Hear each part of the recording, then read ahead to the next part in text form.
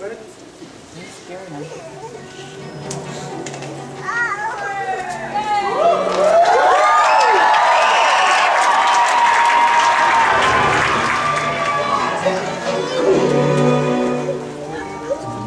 was late one fall in Halloween land, and the air had quite a chill.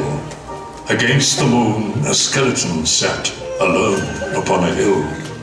He was tall and thin, with a bat bow tie. Jack Skellington was his name. He was tired and bored in Halloween land. Everything was always the same. I'm sick of the scaring, the terror, the fright. I'm tired of being something that goes bump in the night. I'm bored with leering my horrible glances, and my feet hurt from dancing those skeleton dances. I don't like graveyards, and I need something new. There must be more to life than just yelling boo. Then out from a grave with a curl and a twist came a whimpering, whining, spectral mist. It was a little ghost dog with a faint little bark, and a jack-o'-lantern nose that glowed in the dark. It was Jack's dog, Zero, the best friend he had. But Jack hardly noticed, which made Zero sad. All that night and through the next day, Jack wandered and walked. He was filled with dismay. Then, deep in the forest, just before night, Jack came upon an amazing sight. Not 20 feet from the spot where he stood were 3 massive doorways carved in wood. He stood before them, completely in awe, his gaze transfixed by one special door. Entranced and excited, with a slight sense of worry, Jack opened the door to a white, windy flurry.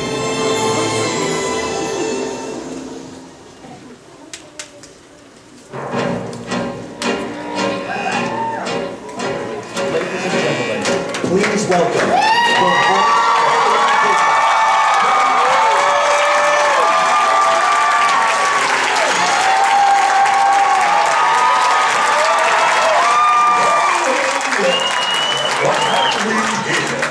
Santa Claus, huh? Ooh, I'm really scared. So you're the one everybody's talking about. You're joking. I can't believe my eyes. You're joking me. You gotta be. This can't be the right guy. He's ancient. He's ugly. I don't know which is worse. I just might split a seat now if I don't die laughing first. When the story book says there's trouble close at hand, you better pay attention now, 'cause I'm the boogeyman. And if you aren't singing, there's something very wrong, 'cause this may be the last time you hear the boogie song.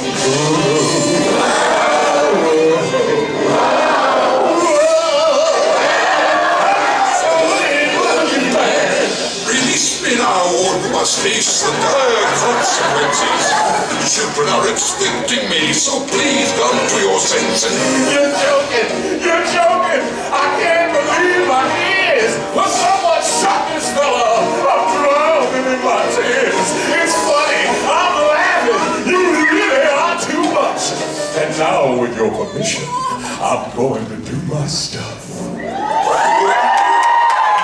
Yes, I can. The sound of rolling dice to me is music in the air. Oh, I'm a gambling boogeyman. Although I don't play fair, I must admit it's much more fun than lives on the line. I'm mine, of course, but yours, oh boy, now that'll be just fine. Release me fast, or you will have to answer for this heinous act. Oh, brother, you're something. You got ears, spin. You aren't comprehending the position that you're in. You're hopeless. You're finished. You haven't got a friend.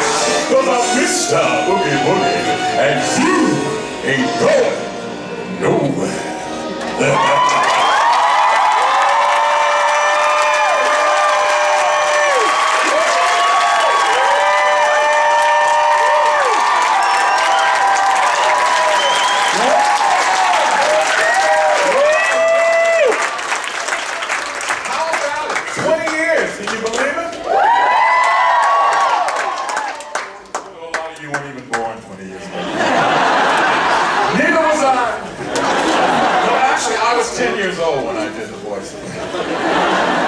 kind of achievement for a 10-year-old. Well, I'm so glad to be here with you tonight. By the way, that poem was Tim Burton's original poem on which the film was based. And the narration was done by the master of horror, one of them at least, Mr. Christopher Lee. And it's available on the Blu-ray that's coming out, of course. Go get it. There's a lot of great new extras on it, so it'll be terrific to have it. Thanks! Why not? A little fashion statement, right? A little loogie fashion. Absolutely. You know, it really is amazing. 20 years later to be standing here. When I did the original work on the film, I had absolutely no idea that it would catch on like it did. And we all know when it first came out, it did well. But over the years, it has become, I think it's safe to say, a classic now, right? Yeah. And that is all because of all of you. You have made that happen, absolutely. Now, I want you to help me welcome to the stage tonight a film historian. He's the creator of the popular podcast Commentary Track, and he's the author of Tim Burton's The Nightmare Before Christmas, the film, the art, the vision. Please welcome to the stage, Mr. Frank Thompson.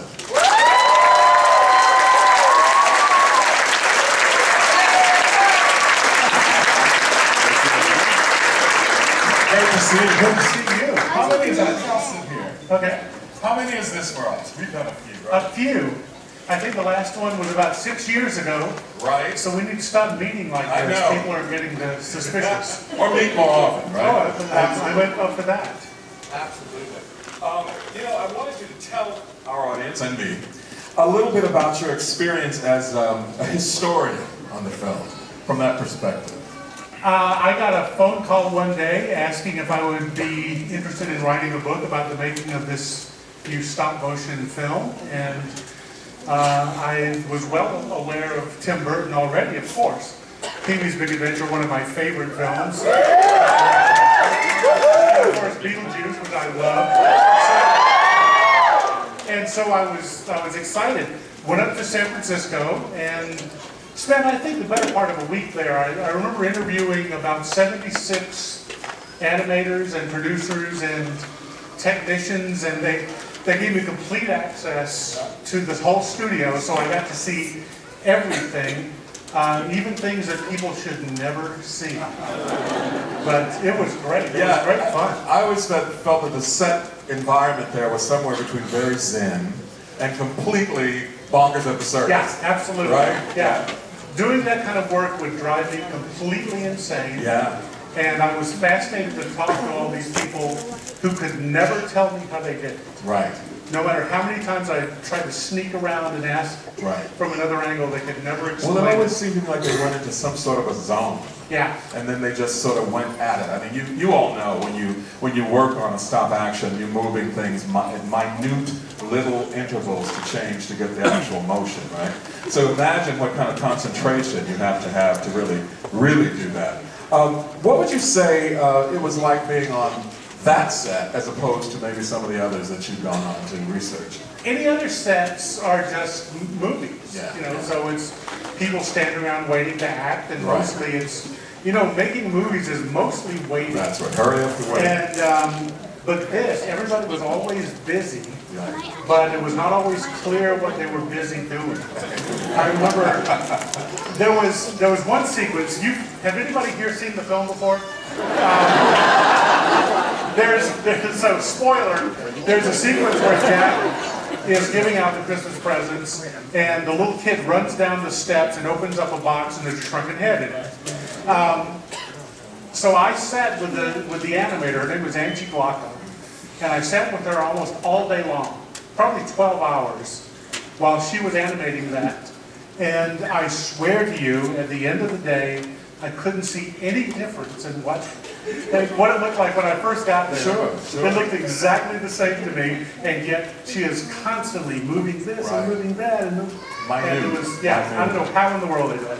Well, I think it's, the people who actually did the actual, if you will call it, animation, are such unsung heroes, because of course you know we hear about the director, we hear about everybody who's done all the obvious work, but think about it, as we're saying, all of those people and how much it took to do that.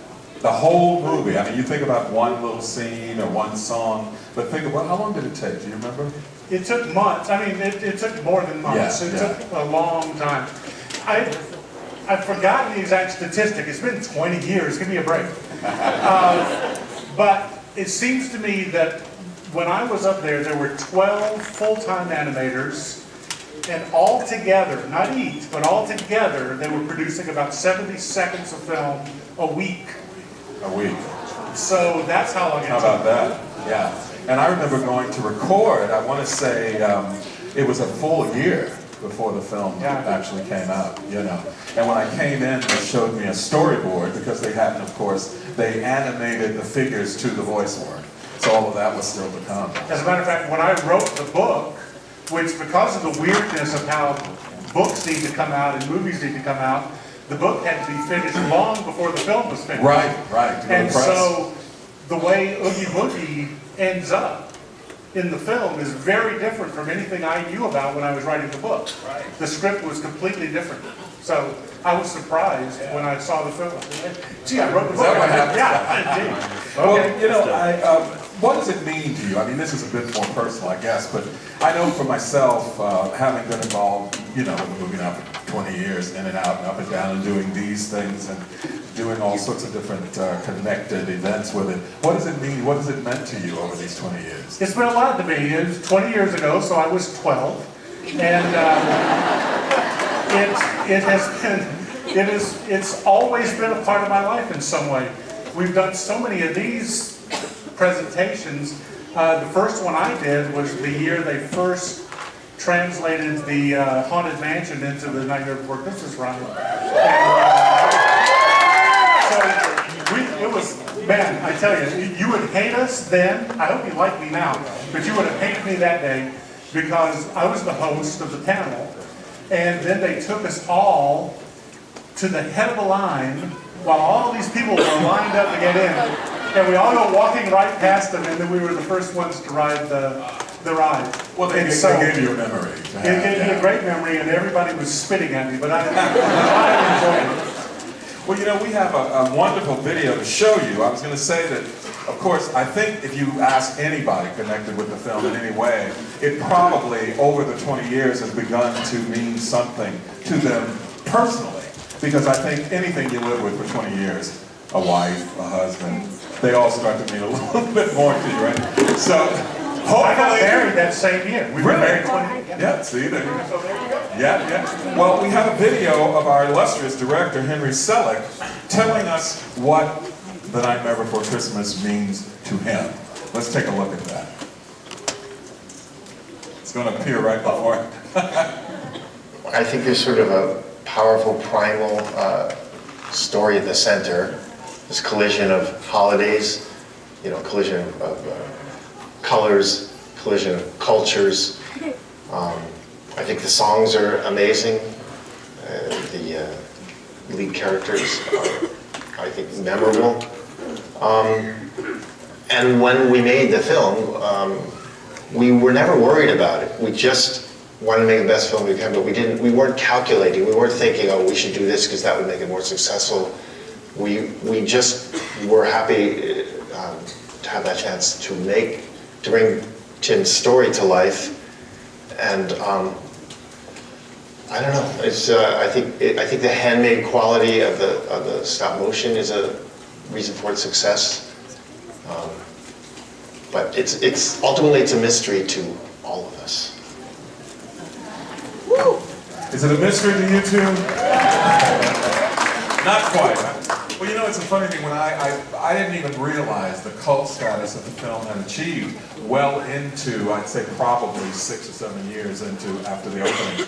And I was doing a show with Reprise here in LA, Three Penny Opera, and one of the crew guys, a young guy, probably around 22 or so, he came up to me and said, "There's a rumor going around that you're the voice of Oogie Boogie." I said, "Why? Who wants somebody to shoot me?" What do they want to know? And he said, "Well, we go to a club every Friday night, this club, before it closes, they play the opening of the movie, and at the very last, before they turn on those rude, you know, walk of shame lights, and they play the Oogie Boogie song. That's when I became aware of this whole other cultural thing that had happened. What would you say Nightmare Before Christmas what impact has it made on our culture? I think it made, I think I can speak to the difference it's made in movies. I think it helped animated films, at least animated feature films, grow up a little bit. Because although kids certainly love Nightmare Before Christmas, you wouldn't call it a kid's movie. Everybody likes it, any age. I know people who have watched it since they were little, but I know people who were adults when it came out, and they've always loved it. So I think a lot of the movies that have come out since that have been, you know, you think of Up or Wall-E or Exactly. Monsters, Inc. or any of these that have The Incredibles, they have serious themes in a way and really touching human characters. And I mean human in quotes, Yeah. because they're often not humans. Yeah. But, and I think Nightmare Before Christmas had a lot to do with getting that. I think it gave permission to include other subject matter in what would have been a children's story previous to that time. I remember going to Tokyo a few years ago when connected again with Nightmare Before Christmas. And it was another one of those discoveries because I didn't realize it was an international thing that had happened, right? And we went to Tokyo Disneyland, and it was, I think, the first year they were rolling out this sort of Halloween overlay there in the park. And Halloween wasn't really a holiday in Tokyo, but now it is because of Nightmare Before Christmas. How about that? And there were people there dressed in amazing costumes that were done in immaculate detail. It was amazing. So I thought about how, like you're saying, when you went to the Haunted Mansion, I went once somewhere along the way, I saw it for the first time. And it dawned on me that actually the film made an impact on the Disney consciousness, the park. I was just thinking about that time, the first time we went, which must have been 1999 or 2000, Right. something like that. And somebody called me from Disney and they said, would you moderate a panel with Henry Selick and a couple of the animators down at Disneyland? And I pictured it being like in a conference room and, you know, something like that. And we get down there and in this amphitheater, and there's got to be 1,500 people in the audience. There's a full orchestra.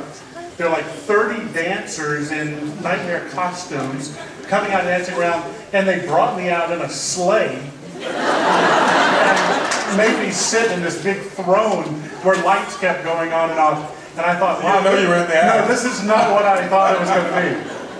Yeah, it's a very interesting thing, I think, as we're saying, how that overlay has happened there, you know. How many of you have been to the park and seen the Haunted Mansion? You know all about it. Well, you're going to love what's coming up next. We have a video clip talking about the overlay and how they put the Nightmare Before Christmas into what was already the Haunted Mansion. Let's take a look. Welcome to my Christmas delight! Artistically, it was a big challenge because you have two opposing forces. You have the Haunted Mansion, which is a very classic design, and then you have the Nightmare style. Boogie Clouds is coming at you! We're not trying to recreate the movie, we're inspired by the movie, so we're taking various little pieces of it and then sticking it into the Haunted Mansion as though Jack has flown in, landed on the attraction, and decorated the place in his Halloween/Christmas style. I like this Christmas thing! The scene that was the most inspiring was making Christmas, because we were kind of doing the same thing. Going into some place that didn't really have Christmas in it and putting these tweaked ideas all into it.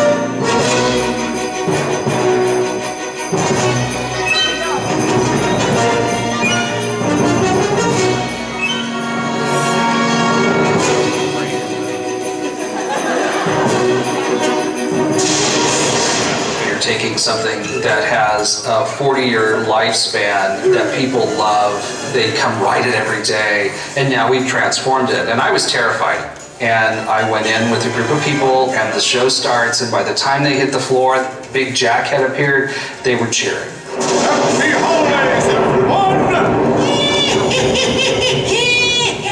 Even the filmmaker's reaction was wonderful. Tim Burton went through it and loved it. And then he went to the merchandise stand and bought all the merchandise that was available.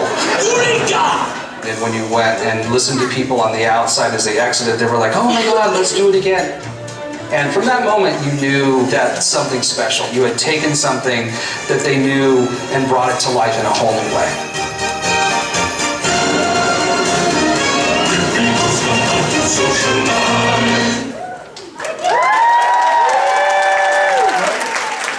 It's amazing, you know, they have it all over the park. I was amazed at how much Nightmare Before Christmas stuff they actually were able to overlay on the park. Well, now we have another gentleman joining us tonight that I'm absolutely thrilled.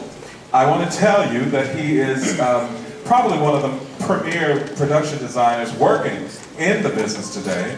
He worked on the films Planet of the Apes, Edward Scissorhands, Captain America, Wolfman, and he has an Academy Award for his work on Sleepy Hollow. Please welcome Mr. Rick Heinrichs.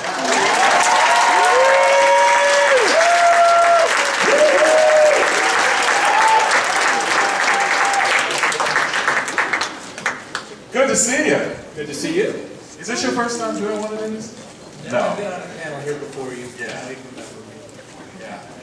This younger. Was I with you? I don't know where I was last week. If you would, describe for us a little bit of your experience working on the film. Standard question, right? That's a great question, and I have a little slides that I want to bring along and tell a story about, which will explain that somewhat. But it was truly the most amazing moment to.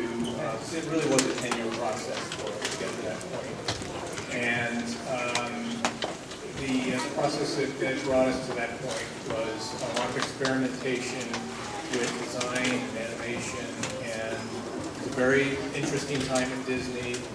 And there was a lot of excitement about this particular film, and you could really feel the energy and enthusiasm running through the entire crew. So. You know, I want to say, and I don't know, this may be off the cuff, but I think it was the year after Nightmare Before Christmas that they brought the category to the Academy Awards for animated films. Well, maybe it was a few years after. But I really wish, obviously, that had been there when this movie came out, because for all the people involved, it really deserved to win an Academy Award for the achievement of it.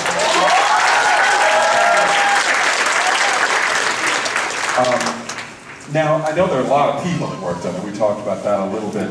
And it's an interesting thing because the sets, it's funny to say that when you think about an animated film, but the sets, when I was there, I think they had a few of them working already, or they were working on them. And the scale of them is unbelievable, you know. There's an exhibit downstairs where there's a number of things down there. And one of the things that's included in the exhibit downstairs is, I believe, the first preliminary model of the town hall, and also the actual town hall set that's used in the film. And this is the first time that it's been seen by the public other than in the movie. It was in a warehouse somewhere in storage or something like that. So make sure you go down and see it. But lucky you, we have another video on the making of the town hall set before we go on and see the wonderful things that Rick has brought. Here we go. Let's take a look at that. Once the conceptual art is done, we have to somehow realize it in 3 dimensions: height, width, depth. This is known as a quarter scale mock-up. It is a model of the actual set that we're going to build. Obviously, we can't build it full scale at this point. We need something to start with. If this was an actual set, it would be 4 times as large, which means this would be about 24 feet long. For space considerations, we start with something small and simple. We also have to, at this point, decide how we want it to break apart, because it can't fit on one of our stages. So we build into it some specific breaks so that a piece like this could come out. we've been instructed by the animators that they would prefer not to have to reach more than 2.5 feet to get to a puppet. So a number of these pieces are under 2 feet, specifically so that an animator can reach. And where there isn't a 2-foot reach, we sometimes build in trap doors so that they can physically open up a section of the stage, come up, do the animation, close the trapdoor, and disappear. Then the director can take a director's viewfinder and practice what he wants to see on film. And if the director likes it, then we can actually build this and send it through the paint shop, the model shop. We'll do all the detailing, and then it'll end up out on one of our stages. Fascinating, right? Fascinating. I'm going to turn this over to you, Rick, because I know you have some things to show the audience, and you have students here, right? Yes, indeed. There are some students from UCLA here. From UCLA. Shout out UCLA. Where are you? Little weak, but that's okay. Yeah, thanks. Well, this is fantastic to be here for the 20th for Nightmare. Actually, for me, it's more like the 30th, to be perfectly honest. And the story there is kind of interesting. This is a show that is very near and dear to my heart, not just for the final product that you all see and have seen and love because you're here, but the story of Nightmare and its circuitous route to get to the screen is kind of interesting. I was wondering if anyone wanted to hear about that. So I got one of these. Hope this doesn't blow anything up here. And I can't actually crane my neck back, so I'm going to stand here. You guys stay there.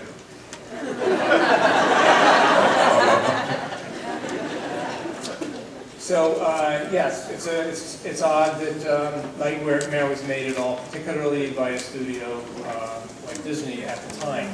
Disney's gone through a lot of evolution since then as well. But just go in the Wayback Machine right now. I want to share with you where we went to school. This is CalArts. Avant-Garde Arts College, 45 minutes from LA. This is where a lot of us came from, actually came through there. The Disney animation program, the character animation program, was kind of a nerdy sore thumb sticking out of this very progressive school. Interestingly, some of the people who were actually in the program spent a lot of time drawing Bambis, drawing other things. And it was a great opportunity, though, to meet people. This is my caricature of Joe Raft, who was sitting across from me at the time. Joe, as I'll explain, was a very important contributor to the film. At the end of the school year, there was an event which was sort of like a big, almost like a Hunger Games event, in which everybody's animated film from that year was brought up, and you could watch your year's labor on spool and see what people's reaction to it was. It was pretty gut-wrenching for me. But my biggest memory of it, interestingly, was not my own film, but it was of Tim Burton's film, Stalk of the Celery Monster. There's no celery monster, but he liked the name. And what was interesting about it was that, while most of us were struggling with technical mastery of animation, Tim seemed to leap right across it and was already into entertaining audiences. Now are we ready to begin?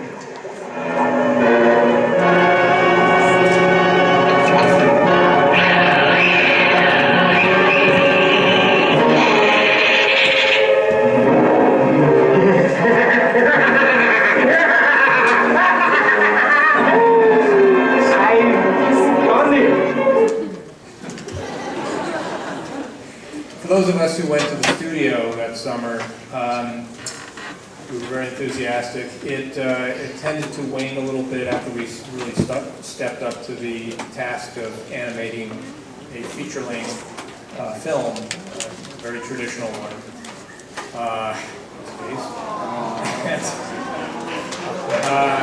And it was funny because we were young and, you know, full of beans, and it felt like we'd been trained to be creative by Disney, and we weren't really being given the chance to be creative. We were sort of assigned to the assembly line, and some of us felt like the boys in Pinocchio who are lured into playland and turned into donkeys.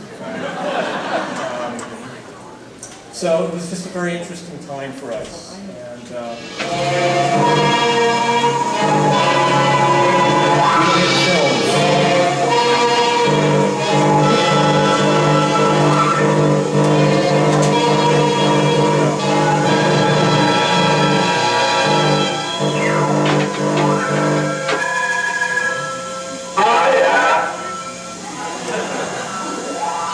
I am the most powerful force in the universe, and you are here to do my bidding. You know, it's a funny thing that you are nothing more than a zombie here to do my bidding. I am putting you under my super secret hypnosis with this haunting melody.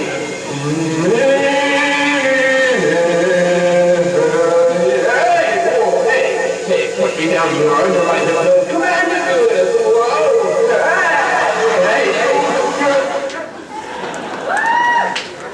that was Joe Ranft as IQ and Tim Burton as the most powerful force in the universe. Or as we call it now, the film director. It's another story.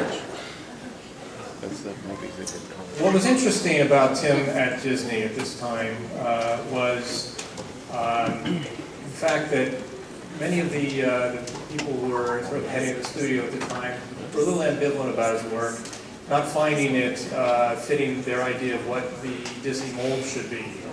I remember going into Tim's office, and he'd have all these amazing pictures up on the wall that he'd done, this whole world that he created. Really truly amazing, and all of our colleagues felt the same way about it. But seemingly the producers didn't.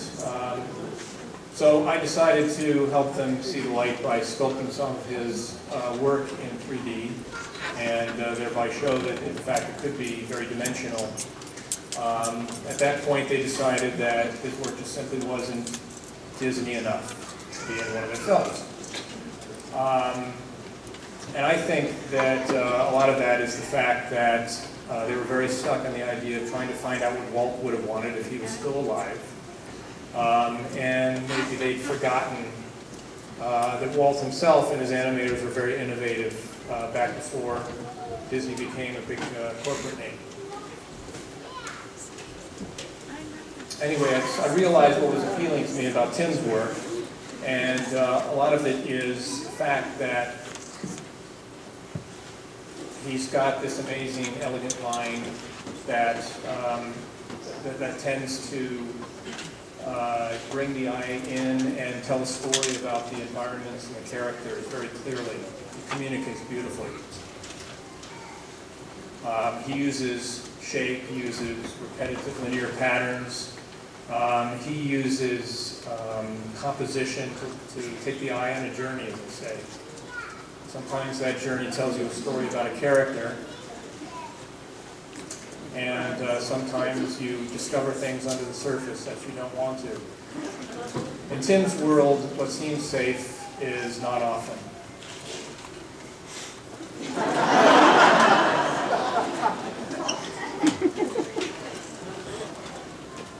But what is monstrous is oftentimes delightful in Tim's work. In fact, I think it's fair to say that for much of Tim's work, it was a real heart at the core of the monstrous. Real, almost a humanity at the core. Even monsters have feelings in Tim's world. Even small monsters can have very big feelings, in fact.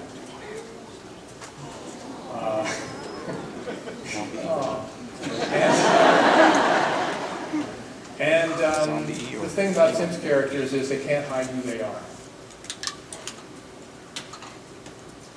Tim had this great idea, he was always coming up with them, for a book, a storybook idea about a boy who fantasizes and is obsessed with the films and characters of Vincent Price.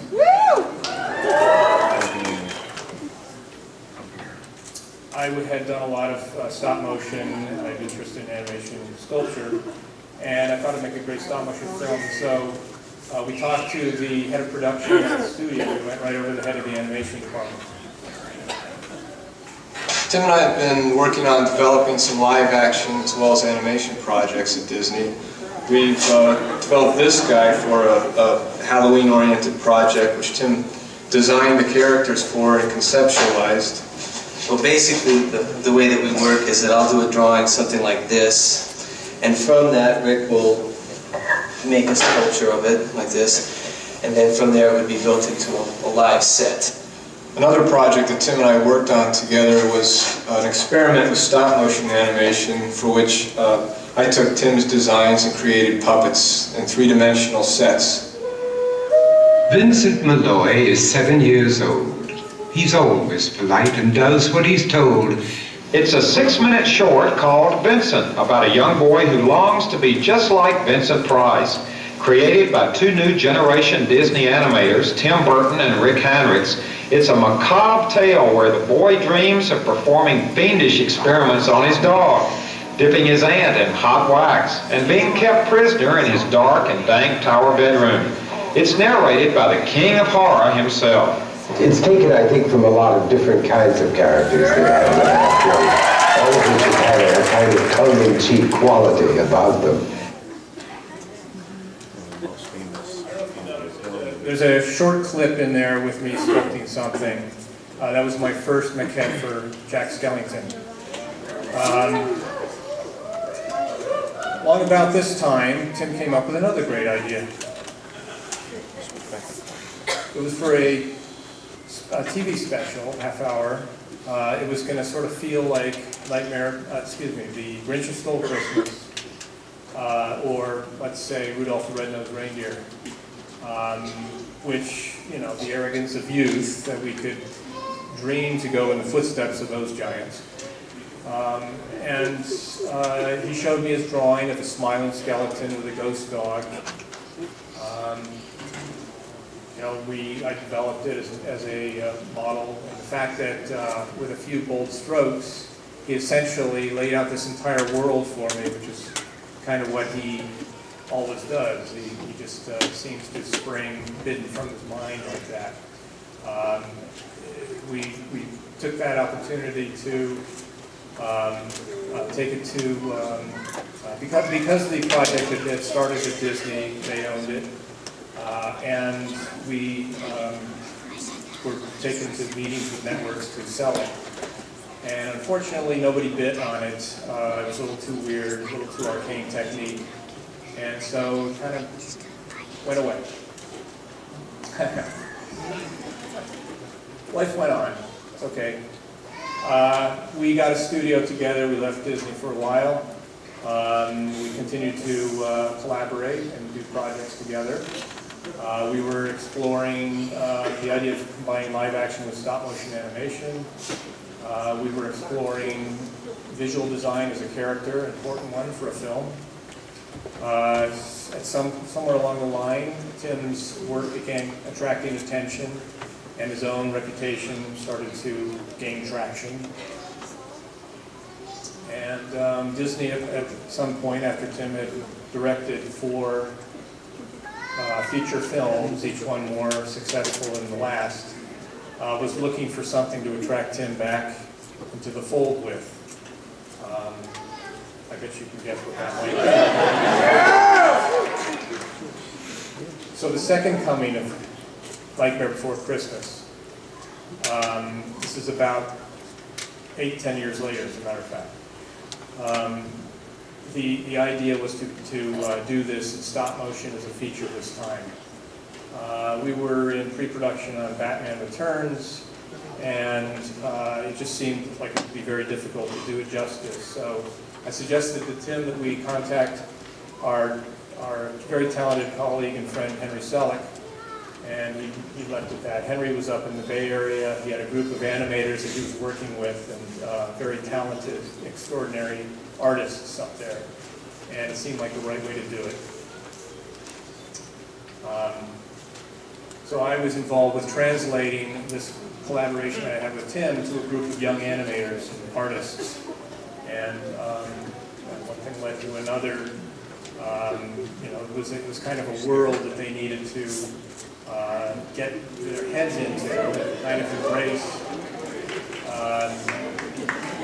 It was fun working on all the characters.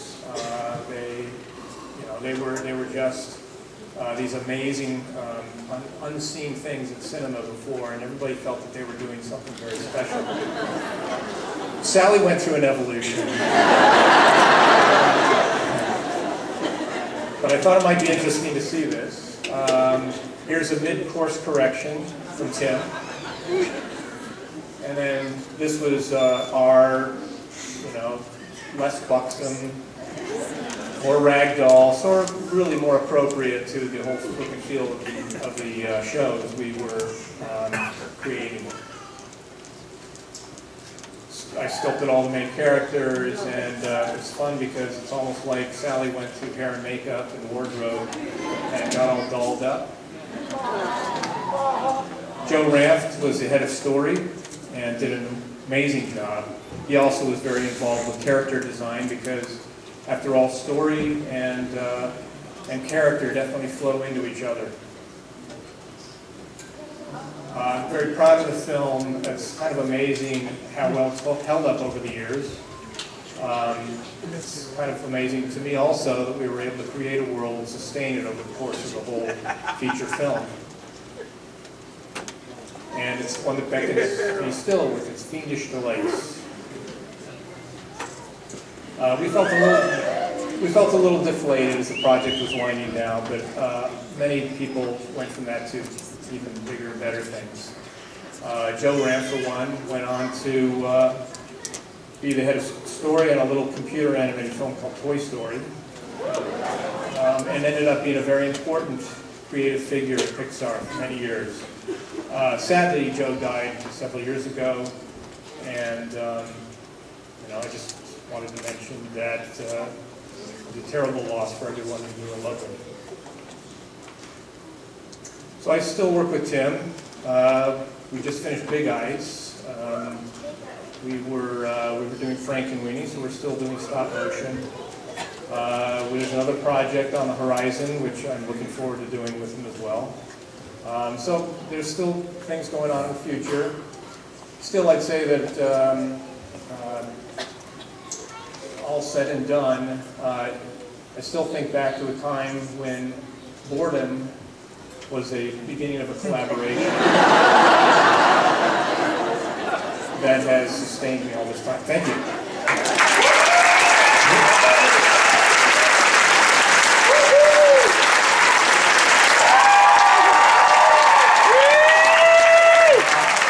That's a real story. That's great. I think it's so wonderful, and I think everybody would agree that Tim Burton, and obviously with a lot of help from you, because you worked with him on a lot of films, is one of the directors, and you yourself. There are not a lot of people who have a definitive vision, that when people see their work, they know exactly who did it. And not only, as you said, not only from just whatever the physical side of it is, but there's an emotional core to what you see in your work and in his that I think is what touches everybody. Absolutely, yeah. Now, we thought it would be fun, before we wrap it up and let you see the movie, we thought it would be fun to take on a couple of social media questions. So I think they're going to be on the screen. I don't know how this works, but at any rate, one of them is, and this is for Frank and Rick. I'm going to stay out of this. If you were a character in the movie, or even if you weren't, which holiday tree door would you like to go through? That's easy. Easter. Easter. I love boiled eggs. Are we saying which character we'd like to be as well? Yeah, you sure, why not? What the? Come on, Halloween Land is the best land of all.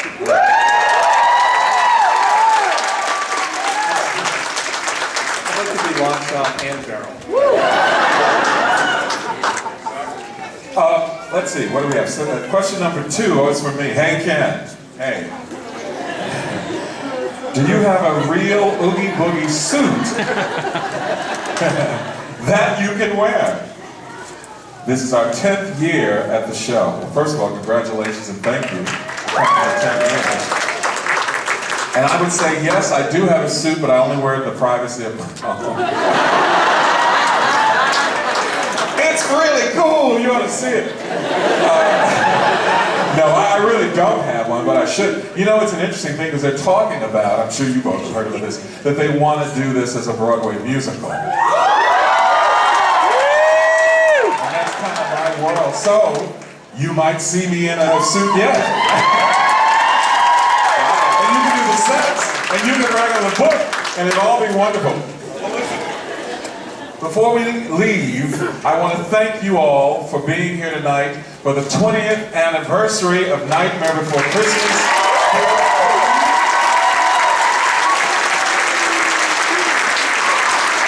Without doubt, you know, we're only here because you're here. If you weren't here, well, we wouldn't be here, would we? So thank you for coming. There's still a couple more treats for you. Thank you, Frank Thompson. Your book is the Bible. Well, of course it is. That's right. It's the one that everybody has. It should be the companion piece now to you. That's the great thing. And Mr. Eilers, thank you. Wonderful. Well, we're going to let you enjoy this film. There's a lot of wonderful things coming at you in 4D. And there's one more surprise on video for you before we go. We'll see you next time. Have a great time.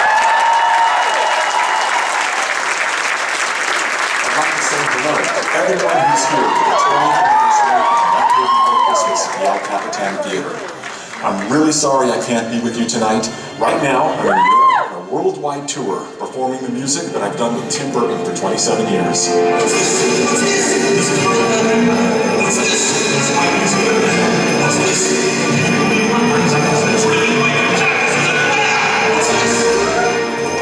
I hope to see you all at our Halloween shows here in Los Angeles.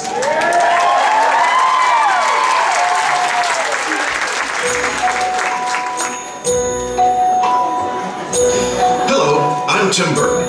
Welcome to the 200th anniversary screening of The Nightmare Before Christmas, newly enhanced in spine-tingling fifth dimension. I'm very sorry I can't join you for this special event at the El Capitan Theater in Hollywood, California. Well, I hope you enjoy the show and that you have a happy Halloween, and while you're at it, a very Merry Christmas too.